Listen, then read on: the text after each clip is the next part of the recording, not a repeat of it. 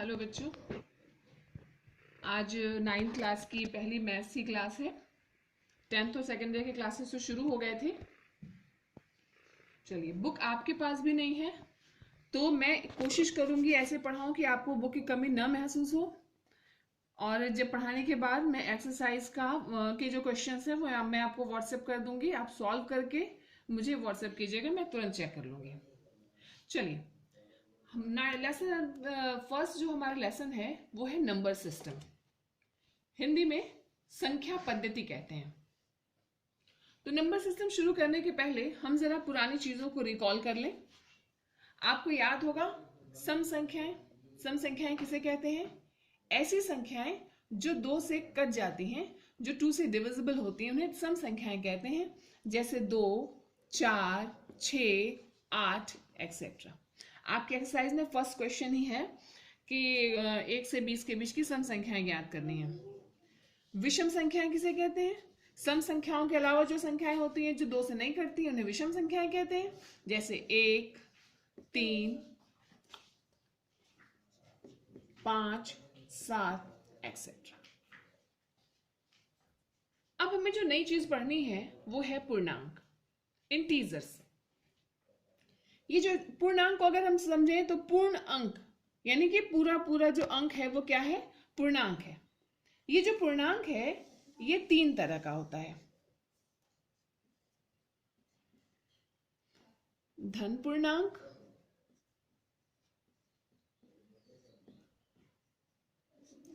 शून्य पूर्णांक, शून्य भी पूर्णांक है, और ऋण पूर्णांक। पॉजिटिव इंटीजर, जीरो इंटीजर और नेगेटिव इंटीजर। नंबर लाइन अगर हम ड्रॉ करते हैं, नंबर लाइन में बीच में क्या होता है? जीरो। ये जो जीरो है यही हमारा शून्य पूर्णांक है यानी जीरो इंटीजर। इसके बाद राइट साइड में सारे जो पॉजिटिव इंटीजर्स होते हैं यानी 1, 2, 3, 4, 5, 6, 7, 8, ये हमारी नंबर लाइन है। तो यहां से यहां तक जो संख्याएं, आगे जो भी संख्याएं होती हैं ये हमारी पॉजिटिव इंटीजर होती हैं। और लेफ्ट साइड में नेगेटिव इंटीजर्स होते हैं। -1, -2, -3, -4, -5, -6 अप टू सो ऑन। तो यहां से आगे जो भी संख्याएं होती हैं ये होती है negative integer, positive integer and this is zero integer. ये पूर्णांक संख्याएं होती हैं। ये जो धन पूर्णांक संख्याएं हैं यानी जो पॉजिटिव इंटीजर्स हैं इन्हीं को हम नेचुरल नंबर भी कहते हैं। ठीक है, इनको हम नेचुरल नंबर कहते हैं।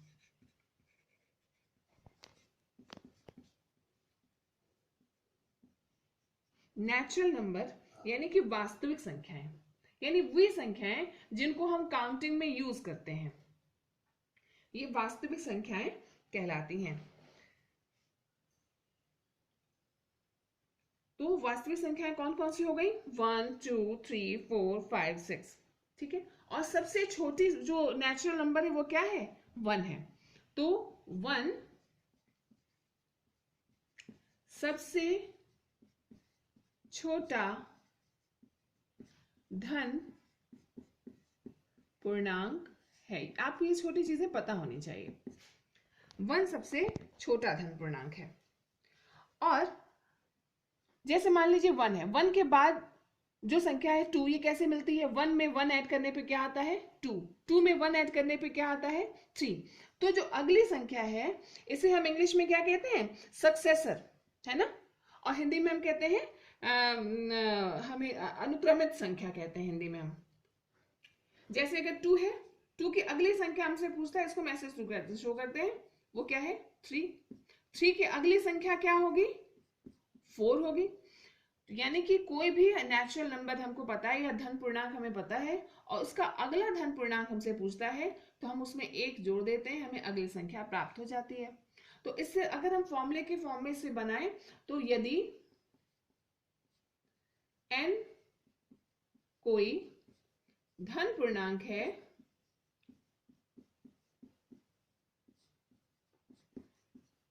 तो n+1 ये क्या होगी, इससे सक्सेसर होगी, इसका सक्सेसर होगा। ठीक है ना। यदि 5 है कोई संख्या, उसका जो सक्सेसर होगा, यानी कि हिंदी में से क्या कहते हैं, अनुक्रमित जो संख्या होगी वो 5 + 1 यानी कि क्या होगी, 6 होगी। अब हम धन पूर्णांकों के योग का नियम देखेंगे।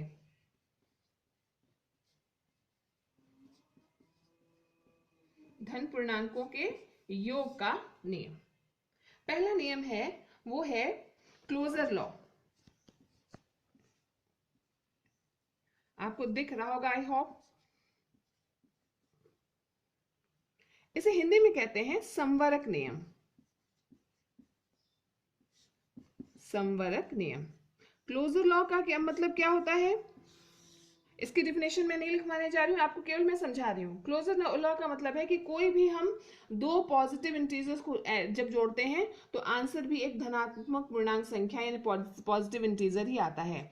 यानी अगर दो एक धनात्मक संख्याएं हैं, धन पूर्णांक है, 7 भी एक धन पूर्णांक है, 3 और 7, इन दोनों को जब हम ऐड करते हैं तो आंसर क्या आता है, 10, और ये भी एक पॉजिटिव इंटीजर है। तो क्लोजर लॉ यही कहता है कि दो धन पूर्णांक संख्याओं को जोड़ने पर जो योगफल आता है वो भी एक धन पूर्णांक होता है। दूसरा है कम्यूटेटिव लॉ।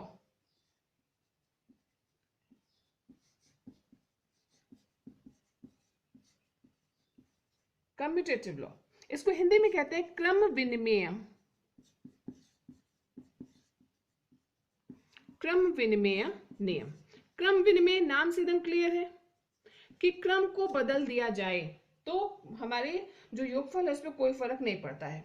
जैसे मान लीजिए 4 और +3, इसको 4 और 3 ऐड करने पे कितना आएगा, 7, और 3 और 4 को भी अगर हम ऐड करेंगे तो कितना आएगा, 7 ही आएगा। इसको नंबर 9 पे देखिए। ये मैं क्यों समझा रही हूँ नंबर 9 पे, आपके एक्सरसाइज में एक क्वेश्चन है, उस क्वेश्चन में ऐसा ही कुछ है कि 5 + 3 को नंबर 9 पे शो करिए। कैसे हम करेंगे, 1 2 3 4 5 6 7 8, 4 + 3, पहले यहां से हम 4 पर जाएंगे, 4, और +3 यहां से 1 2 3,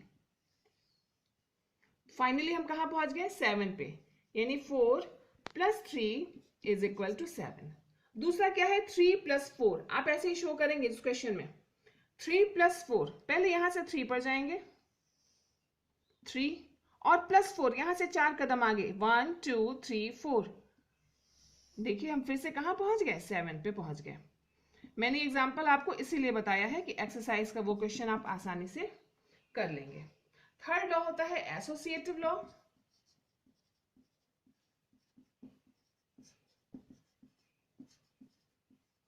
एसोसिएटिव लॉ को हिंदी में कहते हैं साहचर्य नियम। साहचर्य नियम है, अगर हमारे पास 3 संख्याएं हैं, मान लीजिए हमारे पास संख्याएं हैं 4 8 और 3, 4 और 8 को अगर हमने पहले जोड़ लिया, 4 और 8 कितना आया, 12, 12 में 3 को ऐड करेंगे कितना होगा, देखिए 4 + 8 कितना आया, 12, 12 में हमने 3 ऐड किया, कितना आंसर आया, 15। अगर हम इसको चेंज कर दें, इसका अगर हम 4 को छोड़ दें, पहले हमने ऐड किया 8 + 3, 8 में 3 ऐड किया, कितना आया, 11, 11 में 4 को ऐड किया, कितना आएगा, 15। यानी कि अगर हम 3 संख्याओं को जोड़ रहे हैं तो किन्हीं भी संख्याओं को पहले ऐड करके फिर सेकंड स्टेप में दूसरी संख्या को ऐड करते हैं तो हमारे योगफल में कोई फर्क नहीं पड़ता है। 2 बातें बस मैं आपको और बता दूं, नोट, आपको एक नया शब्द मिलेगा, योज्य प्रतिलोम। योज्य प्रतिलोम, नीचे लिखने में थोड़ी मुझे दिक्कत होती है। योज्य प्रतिलोम वो संख्या होती है कि कोई भी संख्या अगर हमें दी हुई है, जैसे मान लीजिए 5 है, 5 का योज्य प्रतिलोम वो संख्या होती है जिसको इसमें जोड़ने पर आंसर 0 हो जाए। यानी कि 5 में हमें ऐसी संख्या ऐड करनी है कि आंसर 0 आए, तो 5 में हम क्या ऐड करेंगे, -5 को जब हम ऐड करेंगे तो ये हो जाएगा 5 - 5, और और आंसर हमारा क्या आ जाएगा 0। तो किसी भी संख्या का जब हमें योज्य प्रतिलोम ज्ञात करना होता है तो उस संख्या के आगे बस हम माइनस लगा देते हैं। जैसे अगर हमें a का योज्य प्रतिलोम ज्ञात करना है तो वो हो जाएगा, क्या होगा बताइए, मैंने क्या कहा, उसके आगे बस माइनस लगा देते हैं, ये होता है माइनस। या यूं कह सकते हैं कि उस संख्या का साइन चेंज कर देते हैं और कोई चेंज नहीं करते हैं। अगर कहीं लिखा हो -3 का योज्य प्रतिलोम निकालने बोलेगा तो हम लिखेंगे 3, क्योंकि -3 में 3 ऐड करने पे आंसर क्या आ जाएगा 0। तो योज्य प्रतिलोम, किसी भी संख्या का योज्य प्रतिलोम वो संख्या होती है जिसे दी हुई संख्या में जोड़ने पर योगफल 0 आता हो। अगर कहीं लिखा हो -4/3, इसका योज्य प्रतिलोम पूछेगा, मैंने क्या कहा, केवल साइन चेंज कर देते हैं, माइनस है तो हम लिख देंगे +4/3। नेक्स्ट जो टॉपिक हमें पढ़ना है वो है गुणात्मक प्रतिलोम। गुणात्मक प्रतिलोम, अगर कोई संख्या है 5 तो इसकी गुणात्मक प्रतिलोम संख्या वो संख्या होती है जिसका इसमें मल्टीप्लाई करने पे आंसर 1 आए, जो गुणनफल आए वो कितना आए 1 आए। तो जो भी हमें नंबर दिया रहता है उसको हम 1/, में लिख देते हैं। अगर मान लीजिए चूंकि ये 5/1 होता है ना, केवल 5 है मतलब 5/1, इसको हमने क्या किया, उलट दिया, तो 1/5 इसकी वैल्यू हो गई 1। सपोज कीजिए कि अगर आपको दिया है a/b, इसका आपसे कह रहा है गुणात्मक प्रतिलोम ज्ञात करो, तो हमने क्या कहा, इसका क्रम उलट देते हैं, साइन अगर है तो वही साइन रहने देते हैं।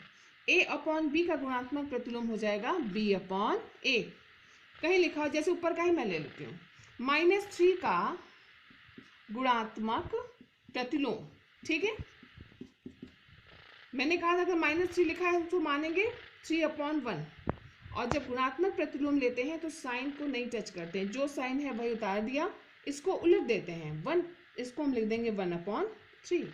ये क्वेश्चन देखिए, -4/3, इसका अगर गुणात्मक प्रतिलोम हमें ज्ञात करना है तो साइन वही रहेगा, इसको उलट देंगे 3/4। चलिए मैं आपको दिखाती हूँ, उसको चेक करके दिखाती हूँ ये सही है कि नहीं है।